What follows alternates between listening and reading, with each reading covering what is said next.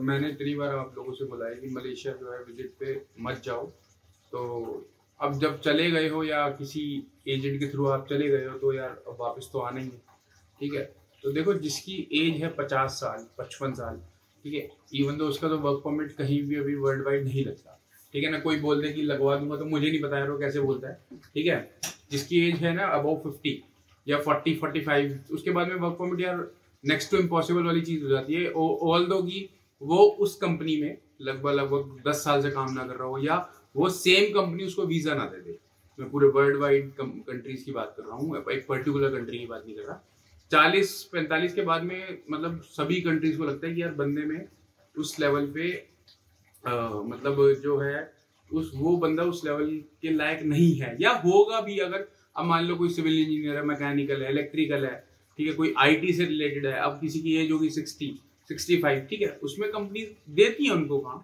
But मैं बात कर रहा हूँ लेबर कैटेगरी, ठीक है ना। हाँ, आईटी वालों का है या मैकेनिकल से आप इंजीनियरिंग कर रखी है, आपके पास 20 साल का एक्सपीरियंस है, आपको मिल जाएगी यार सैलरी, कोई इशू नहीं है। अब वापस आ जाते हैं मलेशिया पे। अब यार जो मलेशिया बंदा चला गया है, ठीक है, जो अब आप किसी एजेंट से बात करोगे तो बोलेगा 50,000 रुपये लगेंगे वापस आने के। कोई बोल देगा 60,000 रुपये दे दो मैं मंगा दूंगा, या मतलब एक इंसान नहीं हो गया कि एक ना, मतलब उसकी कोई वैल्यू नहीं होगी, एक चीज हो गई कि बस पैसे ही सब कुछ है आज की डेट में। तो मैं आपको एक एग्जैक्टली चीज बताता हूँ, वो 99.9% वो ठीक होती है और उससे बंदा वापस आ जाता है।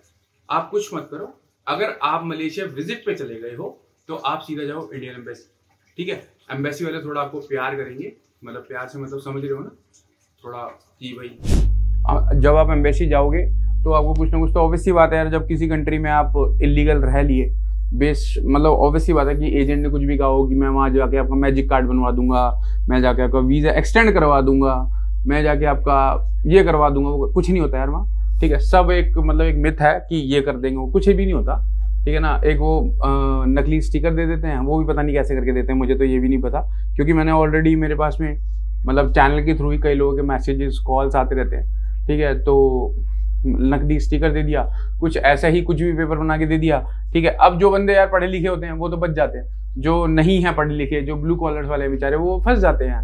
तो यार सीधा सीधा एम्बेसी में जाओ, 8 या 10,000 रुपए की आपके पहले वाइट पासपोर्ट बनेगा, ठीक है। उसके बाद आपका बनता है आउट पास, इसको बात ध्यान रखना, आउट पास। फिर आप पे लगेगा बैन, ठीक है, आइदर वो 1 साल का हो, 3 का हो, 5 का हो, ठीक है। वो मेरे पे डिपेंड नहीं है, एम्बेसी पे डिपेंड नहीं है, मतलब गवर्नमेंट ऑफ इंडिया एम्बेसी पे, इंडिया एम्बेसी पे डिपेंड नहीं है, वो डिपेंड है मलेशिया पे, ठीक है। कि वो 1 साल का बैन है, 4 का है, 3 का है, 2 का है, तो वो बैन लगता है आप पे, ठीक है। आपको सीधा इंडिया भेज दिया जाता है। अब किसी पे अगर पैसे हैं तो मेक श्योर कर लो कि आप यार जो टिकट है, क्योंकि एयरलाइंस का ये एक प्रोटोकॉल है कि जो वाइट पासपोर्ट पे रहता है वो इमरजेंसी में जाता है, तो टिकट्स वगैरह वापस मतलब एयरलाइन प्रोवाइड कराती है। बट अगर आपके पास पैसे हैं तो आप अपनी टिकट खुद लेके जाओ, बिकॉज उससे क्या होता है, एयरपोर्ट पे जब बातचीत होगी, जब व्हाइट पासपोर्ट पे आ रहे हो तो एम्बेसी में सिर्फ यही जाके बोलना कि यार मेरा पासपोर्ट खो गया या मैं ऐसे ऐसे फंस गया था, ठीक है। और जब एयरपोर्ट पे आपसे क्वेश्चन पुट अप करे जाएंगे बहुत सारे कि क्यों गए थे, क्यों नहीं गए थे, इंडिया का आपने नाम बदनाम कर रखा है, बहुत सारी चीजें होंगी। तो उसके लिए वेल प्रिपेयर्ड रहना कि ये सारी चीजें होंगी। मतलब ऐसा नहीं है कि इसमें कुछ भी मतलब ऐसा रहेगा कि नहीं होंगी, ये होंगी, मतलब बिल्कुल इसमें कोई दोराई नहीं है। और तो आप अपने आ जाओगे वापस इंडिया, अपनी कंट्री में लौट आओगे।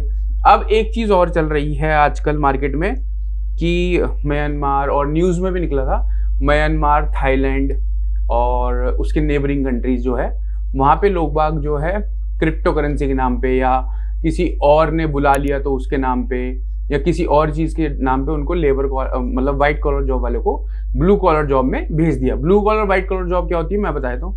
ब्लू कॉलर का मतलब होता है लेबर कैटेगरी, व्हाइट कॉलर का मतलब होता है आपका जो एजुकेटेड बंदे हैं। इस चीज में क्या है कि जैसे म्यांमार है, ठीक है, वो थाईलैंड से अपना बॉर्डर शेयर करता है, ठीक है ना, तो वहां पे बहुत सारी इलीगल चीजें होती हैं, ठीक है। तो यार ऐसा तो नहीं है कि वहाँ एक्चुअल में भी काम नहीं होता होगा, कंट्रीज है, जब कंट्रीज है तो यार काम भी हो रहा होगा, कुछ ना कुछ तो हो ही रहा होगा ना।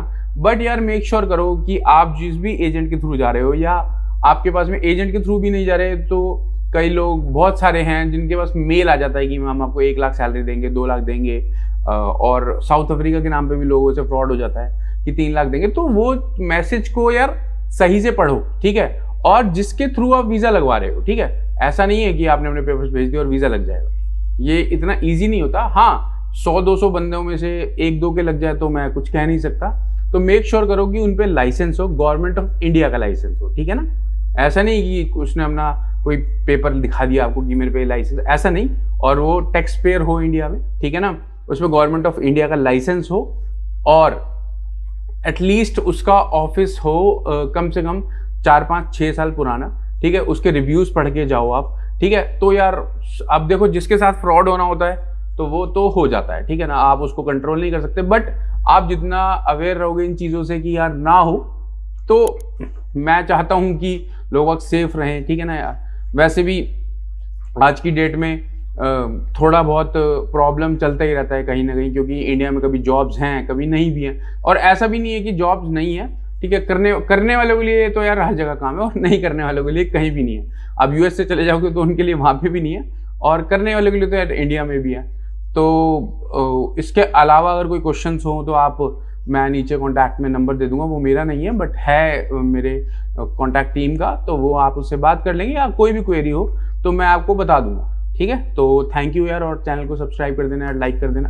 अगर आपको सही लगे, कुछ क्वेश्चन पुट करने हो तो आप सीधा डायरेक्ट मैसेज कर देना, कोई दिक्कत नहीं। बाकी अपना सेफ रहो, जिसने 3rd डोज बूस्टर डोज नहीं लगवाई वो लगवा लो प्लीज़, और bye bye, take care, good day, okay.